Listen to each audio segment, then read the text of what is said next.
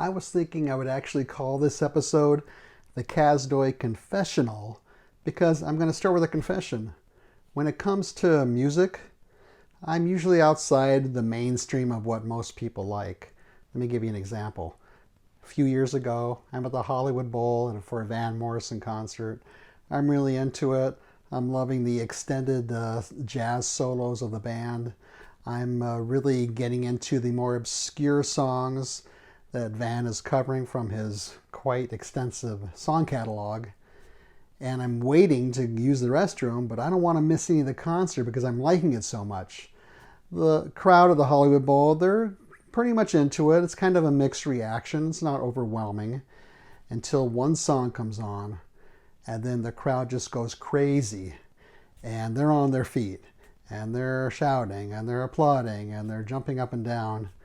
And that song was Brown Eyed Girl, Van's first hit as a solo artist, but a song I could go the rest of my life without hearing again because it just played out for me.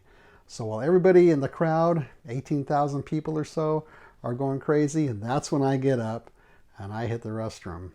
So I'm kind of outside of what the majority is thinking there.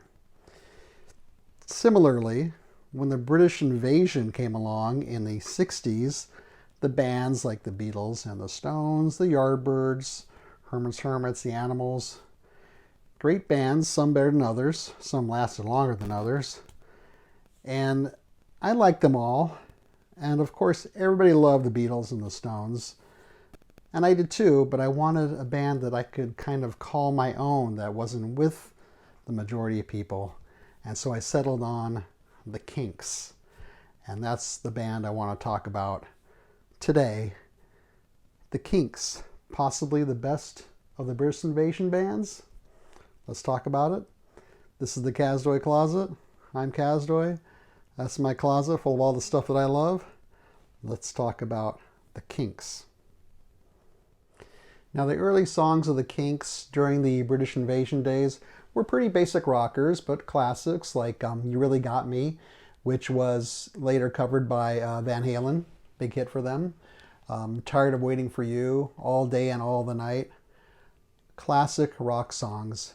Ray Davies was the main songwriter, leader, vocalist for the band. I know in England they say you pronounce it Davis, but I've been calling him Ray Davies for so long I'm just going to continue doing that. His brother Dave Davies was the guitarist in the band, and they had a sibling rivalry sort of equal to the Everly Brothers or the Gallagher Brothers of Oasis. And Ray eventually moved to more mature songs, just like the Beatles and the Stones did, with songs like Days, Waterloo Sunset, Sunny Afternoon. The difference with Ray's songs is he added a lot of social commentary. He added a lot of stories, songs told stories, different characters, a sense of humor in most of his music, and overall a sense of nostalgia for the way things used to be. Now, his first real mature albums included Face to Face and Something Else. Then if you want to really get into the Kinks, the best way is through a compilation. It was a 2 LP set at the time called the Kinks Kronikles, Chronicles with a K. And I listened to that thing so much when I was growing up. I think I know every single lyric to every single song on that album. Unfortunately, you want to buy the CD, it's going to cost you quite a bit, maybe about $40 or so. But the fortunate part is, if you have a streaming service like Spotify, they do have it on there. So that's the Kinks Kronikles, the best introduction and overall compendium of the Kinks' work. But I want to focus on what I think are their 3 best albums, which are the Kinks are the Village Green Preservation Society, which was followed by Arthur, and then the Lola album. So let's talk about those 3 great Kinks albums. I'm going to start with what I think is their first real cohesive album, and that's The Kinks Are the Village Green Preservation Society. I would put this up there with concept albums like Sgt. Pepper, Pet Sounds, and Odyssey and Oracle by the Zombies as being one cohesive piece with that you really should listen to from beginning to end. And in this album, they use all types of different musical styles, from just straight rock to blues to calypso, different types of instruments, just like those other three albums that I mentioned. And I mean, what other album is going to have references to Dracula and Moriarty in this title song, The Village Green Preservation Society? Do you remember Walter as a song about a childhood friend who is now kind of a boring old middle-aged guy? Last of the steam-powered trains. There's your nostalgia right there. And nostalgia is really the overall feeling of this album. And that's like a bluesy song. Starstruck is a story about a girl who goes to the big city and she's kind of a snob now and changes forever. Wicked Annabella is sort of like a witch type supernatural person. Monica's about a streetwalker. And then you have People Take Pictures of Each Other, which has a line that pretty much sums up the entire album. And that line is, "How I love things how they used to be." You know, when things were simpler and the world wasn't so cold and life was easier. So I've heard several of these songs in commercials.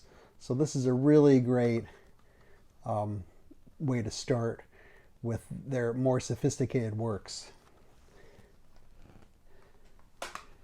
After that, they made Arthur, or The Decline and Fall of the British Empire. Arthur is much more of a concept album, really. In fact, it was originally conceived as a musical for the BBC, but the plans fell through. It's really about England during and after World War II. All of Ray Davies' great songwriting talents show off, full display in this song. His subversive sense of humor, his sarcasm, and yet some of the songs are quite emotional and quite moving. This is kind of a special edition, so this is all the bonus tracks here, but this is the main album here with Victoria. It's a very catchy, accessible song about the Queen. Yes Sir, No Sir, now we're talking about you're in the military. Some Mother's Son Lies in a Grave.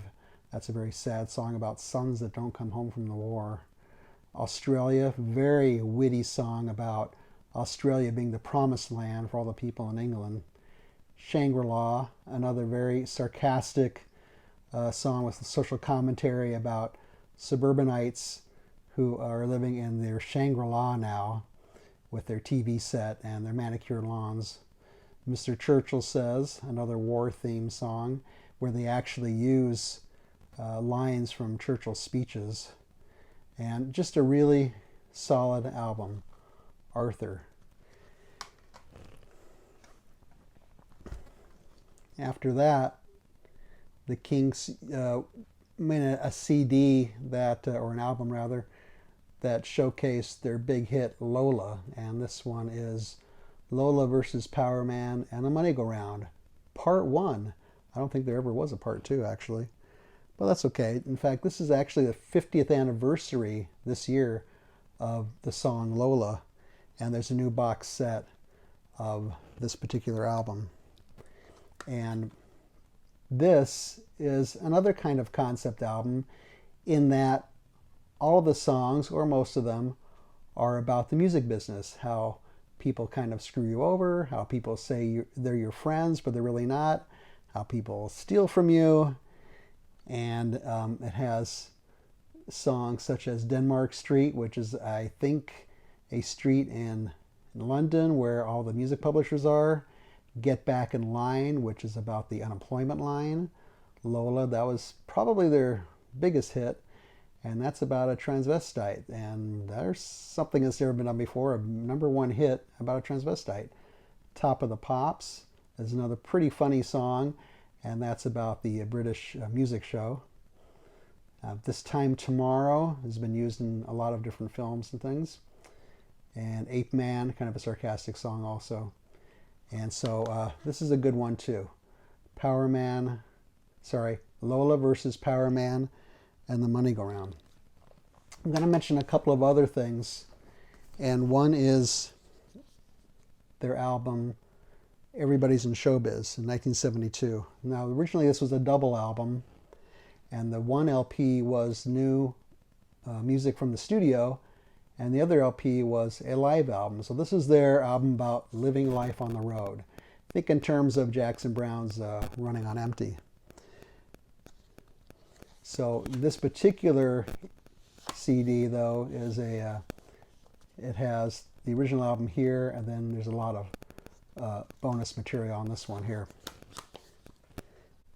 I have seen the Kinks several times live. They can be tight, they can be kind of sloppy. The sibling rivalry between Ray and Dave really comes out. A few times I saw them, if Dave made a mistake musically, Ray would stop singing and just start laughing and pointing at Dave. And that was always kind of funny.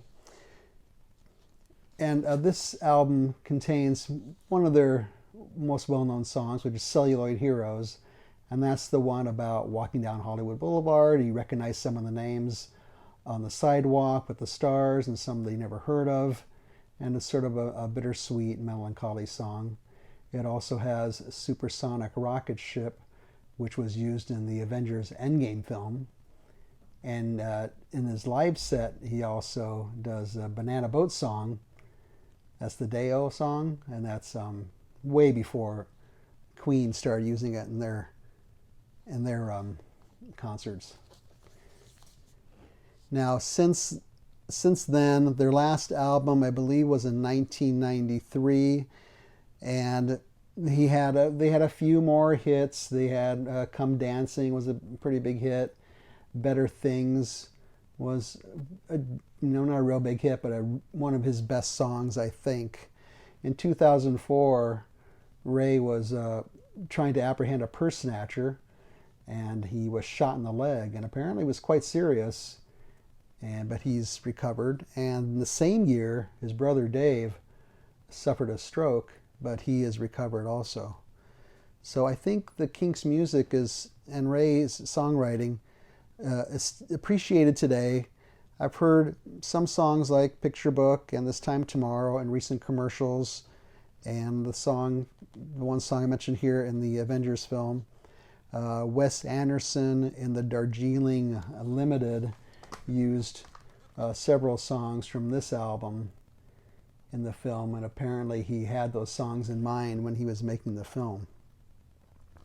Now in 2010, Ray made like his version of a duets album called See My Friends, where he paired up with different artists, and he recorded some of his classic songs with them.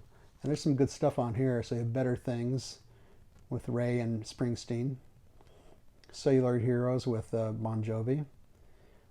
This is maybe the best track, Days, mixed with This Time Tomorrow with Mumford & Sons. You have You Really Got Me with Metallica. You have Waterloo Sunset, another great song, Ray singing with Jackson Browne. And you can see what else is on here. Then you also at the bottom you have All Day and All the Night paired with Destroyer, which is a later song of theirs, just a total rock song with Ray and Billy Corgan.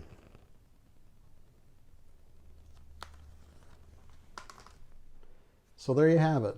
My choice for possibly the best British invasion band, the Kinks. If you like your music with some rock and roll, but some sarcasm, some interesting wordplay, some storytelling mixed in, instead of just another love song, check out the Kinks if you're not familiar with them. I think you'll like it. Start with the Kinks Chronicles if you have a music streaming service, or else go with one of the CDs I recommended. Let me know what you think about the Kinks, if you're a fan or not. Let me know if I'm way off target on this one. leave a comment. Love to hear from you.